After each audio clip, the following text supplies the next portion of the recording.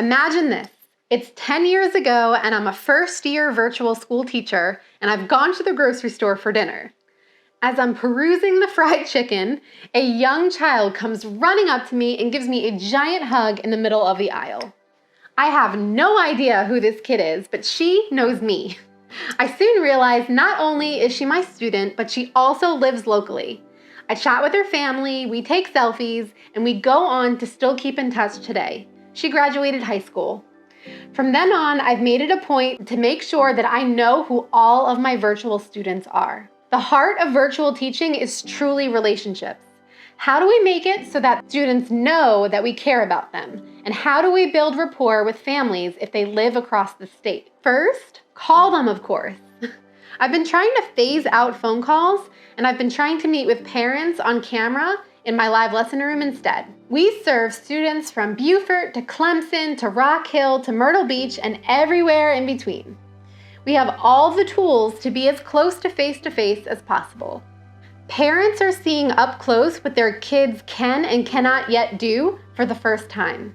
Take the time to conference with them. They ultimately know best if you don't have a classroom.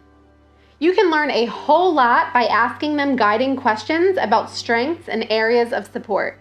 My favorite prompt is, tell me about your student. A lot of what you hear will make you smile. Sometimes you're the only other adult a parent talks to that day. Allow them this time. You're a coach for the learning coaches too. How do you keep students coming back? My secret is every day I ask myself this: would I want to be a student in my own class? If the answer is no, then I'm doing it wrong. My class attendance is high, I believe, because my kids know that I love school and I want to be there. Share your love of learning with your kids. Wear it with a smile and they will keep coming back. What about the quiet ones? Just as in bricks and mortar classrooms, there are students whose personalities stand out immediately. They are lively and enthusiastic. But keep an eye out for the kids who don't speak up much. They have so much to offer and they can easily go unnoticed in a large virtual group. When they chime in, acknowledge it. Send a follow-up email telling them you are so proud of them for speaking up. Make sure they know that they are important to the class and that yes, there are lots of answers coming in, but you see them.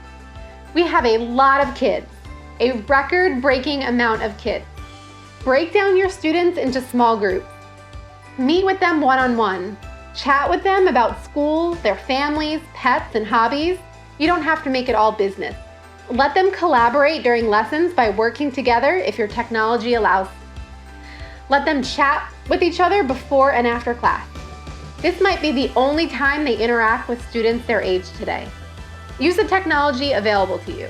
Let them write on the whiteboards or use the microphones. Every student shows how they learn differently. And now for the fun part. Do you know how fun it is to have dozens of class pets? From geckos to guinea pigs to goats, they will show up on camera. I start each class with a star student of the day. Students will submit pictures and fun facts about themselves using prepared templates. Did someone score a winning soccer goal? Do you have a gymnast that won gold? Did someone earn a new belt in karate? We have students who ride bulls or dirt bikes professionally. Get those videos into your classroom. The kids will love it. Do temperature checks often. Use funny meme scales. Ask them what is new and good in their lives. Sometimes they will share personal stories with you, and sometimes this lets you know if they need support. Use icebreakers as warm-ups. Would you rather live in a new city in space or an underwater hotel? Would you rather see a giant ant or a tiny giraffe? You are allowed to get silly. Don't inundate them with warm-ups when class starts. One academic warm-up and one fun question. Use incentives. Fun Fridays, holiday parties, crazy hat day, scavenger hunts. You can still have fun. Create a playlist of appropriate songs students have requested. If all students have worked together to achieve a goal, reward them just as you would in a bricks and mortar school. We like to send home postcards and other small tokens. Before COVID, virtual schools had dozens of field trips. Hopefully in time, we can start them back up again. If you are worried you won't make connections with families and students as a virtual teacher, you have to break down those virtual barriers and make an impression. I promise they won't forget you.